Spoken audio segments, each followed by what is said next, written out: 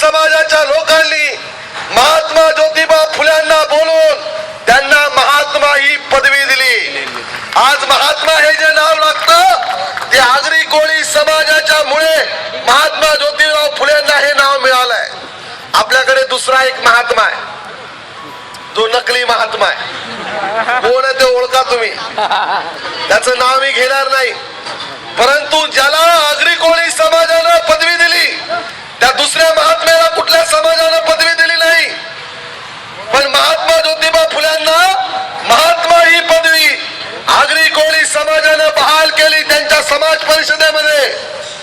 तो महात्मा त्या आगरी कोळी समाजाने ज्याला महात्मा ठरवलं, ज्या महात्म्यानं आगरी कोळींच्या शेत जमिनींसाठी त्यांच्या न्याय हक्कासाठी लढा दिला, त्या महात्मा ज्योतिबा फुल्यांना आपलं गुरु मानण्याचं काम डॉक्टर बाबासाहेब आंबेडकरांनी केलं.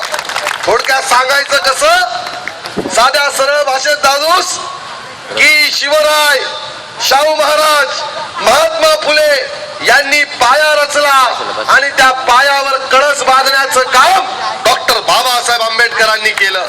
हे तुमचं आणि आमचं नातं आहे. या नात्याने आपण सर्व भाऊ भाऊ आहोत. तुमचं दुःख तुमच्या व्यथा, आमचं दुःख आमच्या व्यथा या सगळ्या सारख्या आहेत. आणि म्हणून बाबासाहेबांना घटना लिहित असताना इथल्या ओबीसींना देखील आरक्षणाचा कायदा दिला, इथल्या एसटीला देखील आरक्षणाचा कायदा दिला, इतक्या भटक्या विमुक्तांना देखील आरक्षणाचा कायदा दिला, इथल्या शेड्यूल ट्राईब आणि शेड्यूल कास्टच्या लोकांना देखील आरक्षणाचा कायदा लिहिला. टाटा बिर्लाला देखील, श्रीमंतांना देखील एक वोट देण्याचा अधिकार दिला. आणि तुमच्या माझ्यासारख्या कोळीवाड्यामध्ये छोट्या छोट्या वस्त्यांमध्ये राहणाऱ्या गोरगरीब बहुजन दलित समाजाच्या लोकांना सुद्धा डॉक्टर आंबेडकरांनी संविधान लिहिताना एकमत अधिकार देण्याचा अधिकार दिला. टाटा बिर्लाला जेवढी किंमत आहे तेवढीच किंमत गोरगरीब माणसाला सुद्धा या देशामध्ये बाबासाहेबांनी प्राप्त करून दिली. हाच विचार शिवरायांचा होता, हाच विचार शाहू महाराजांचा होता, हाच विचार ज्योतिरावांचा होता. आणि त्याच्यावर कळस बांधण्याचं काम डॉक्टर बाबासाहेब आंबेडकरांनी केलं. आणि म्हणून मला आज आनंद होतोय, मी 2002 ते 2007 मध्ये सुद्धा नगरसेवक होतो दत्ताजी आपण सोबत. परंतु या वॉर्डामध्ये माझी बाउंड्री नव्हती. मला नेहमी वाटायचं पाटील साहेब की हा समाज आणि आपण एकत्र आलो पाहिजे. परंतु आम्हाला पाहिल्यानंतर अनेकांना असं वाटायचं की साले जयभीम वाले यांचं आमचं काही जमत नाही, आम्हाला वाईट टाकल्यावानी करायचे. परंतु वर्षाचा चमत्कार झाला. 2000 या निवडणुकीमध्ये मला हा वॉर्ड आला आणि पाहता पाहता माझ्या सर्व या समाजाने मला मदत केली. मी नगरसेवक झालो आणि मी ठरवलं की या संधीचं सोनं करायचं. उद्या नगरसेवक होईल नाही होईल त्याचं मला घेणं देणं नाही, उद्या कुठल्या पदावर जाईल नाही जाणार मला घेणं देणं नाही. असंही मनोज संसारेला कुठल्या पदाची गरज नाही, तुम्हाला माहिती आहे, नावावरच मी काम करत असतो. परंतु या संधीचं तुम्ही दिलेलं जी संधी आहे त्या संधीचं सोनं करायचं आणि तमाम हा बहुजन समाज एक संघ करून आमच्या व्यथा, आमचे प्रश्न, मग ते मुंबईतले प्रश्न असतील, गणेश नगरचे असतील, शिवशंकर नगरचे असतील, रायगड जिल्ह्यातले असतील, पुणे जिल्ह्यातले असतील, नाशिक जिल्ह्यातले असतील, आगरी कोळी समाजाचे जे प्रश्न आहेत त्या प्रश्नांसाठी एक व्यापक ताकद निर्माण करून एक सामाजिक आंदोलन निर्माण करता येतं का याची चाचपणी या महोत्सवाच्या निमित्ताने आम्ही करू इच्छितो आहे.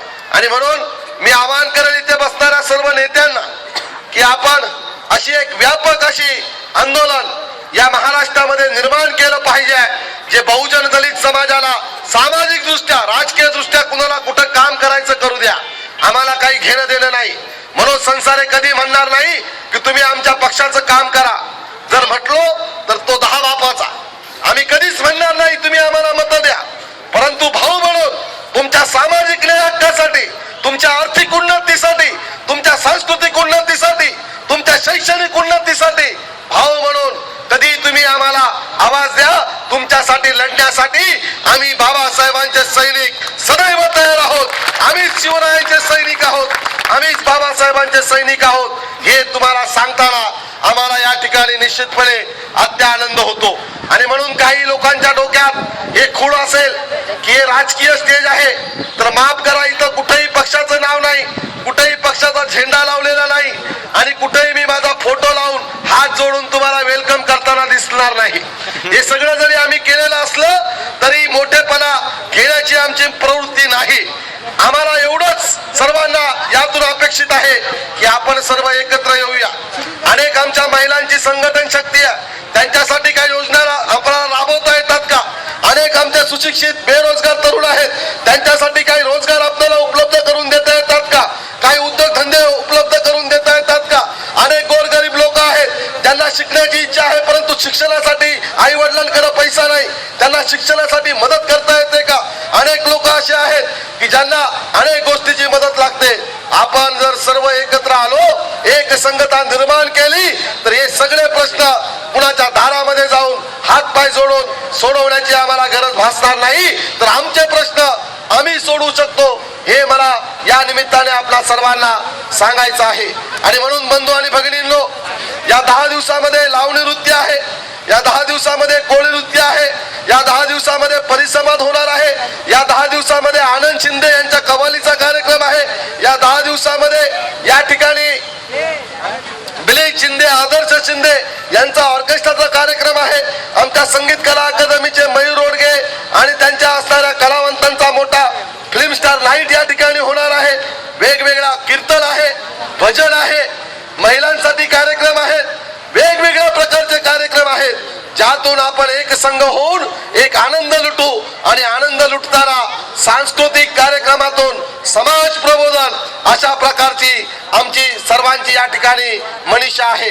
आणि म्हणून माझी तुम्हाला विनंती आहे, सर्व माझ्या आया बहिणींना, माझ्या तरुण भावांना, वडीलधाऱ्या सर्व मंडळींना, की या 10 दिवसाच्या काळामध्ये आपण दररोज आपला कार्यक्रम आहे या भावनेने इथं आलं पाहिजे, आपण झटलं पाहिजे, आपण मेहनत केली पाहिजे. इथं असणारे जे काही इथं जे जत्रेचं स्वरूप आपण मुद्दा मानलाय एक एंटरटेनमेंट साठी, इथे देखील आपण लक्ष ठेवलं पाहिजे. कारण हा आगरी कोळी महोत्सव याचा असणारी वाच्यता तुमच्या गावापर्यंत, जिल्ह्यापर्यंत, सर्वांपर्यंत, पूर्ण मुंबई शहरात आणि महाराष्ट्रात पसरणार आहे. इथं एखादं चुकीचं काम झालं तर त्या आगरी कोळी महोत्सवामध्ये हे चुकीचं घडलं, असं गालबोट लागलं म्हणून त्या ठिकाणी या समाजाची बदनामी देखील होऊ शकते.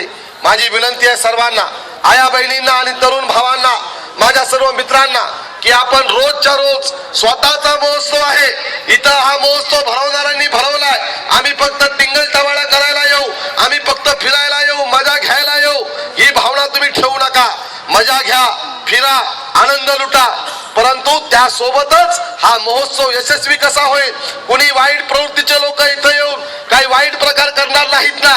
या ठिकाणी काही लोक आमच्यामध्ये विनाकारण वाद निर्माण करून या महोत्सवाला घालबोट लावण्याचा प्रयत्न करणार नाहीत ना, आमच्या समाजाला बदनाम करण्याचा प्रयत्न करणार नाहीत ना.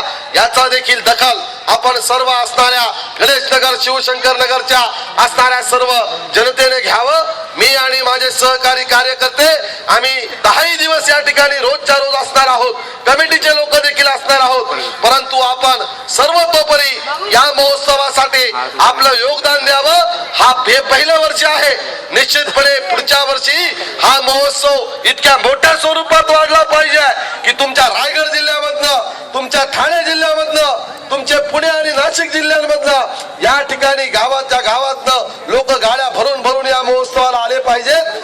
ही अशी प्रकारची कृती आपण या निमित्ताने केली पाहिजे.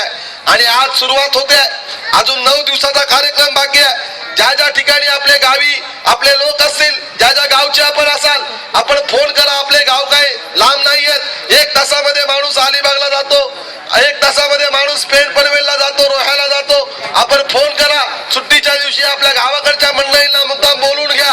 एक प्रकारचं जसं आपण प्रत्येक सणाला गावी जाता तसं आमच्याकडे सुद्धा आगरी कोळी महोत्सव हा वडाळ्याचा सण आम्ही भरवलेला आहे. या सणाला तुम्ही देखील या ठिकाणी या, अशा प्रकारचं निमंत्रण तुम्ही तुमच्या गावातल्या लोकांना, नातेवाईकांना, मित्र परिवाराला द्या, त्यांना या कार्यक्रमाला बोलून घ्या आणि एक प्रकारचं या समाजामध्ये एक संगता निर्माण करण्यासाठी आपण कार्यरत राहा अशी विनंती करतो. या ठिकाणी मला बोलवलं आणि माझा यथोचित असा माझ्या आणि माझ्या सहकाऱ्यांचा आपण बहुमान केला, त्याबद्दल मी सर्वांचे सतशः आभार मानतो, धन्यवाद देतो. मी जे काही आम्ही करतोय ते कुणावर मेहरबानी करत नाही आहे. तुकारामाची उक्ती मला या ठिकाणी आठवते देशमुखजी, की मी तो हमाल भारवाही. मी हमाल आहे, भार वाहण्याचे तर माझं कामच आहे. नगराचा सेवक म्हणजे तुमचा सेवक, सेवा करणं हे माझं धर्म आहे. सेवक बनण्यासाठीच आपण मला मतदान दिलेलं आहे. त्यामुळे मी फार काही केलं या आविर्भावात न राहता मी तुमच्या बरोबर आहे, तुम्ही माझ्या बरोबर आहेत, ही भावना मनामध्ये ठेवून या ठिकाणी माझं लांबलेलं भाषण थांबवतो. जय हिंद, जय भीम, जय महाराष्ट्र.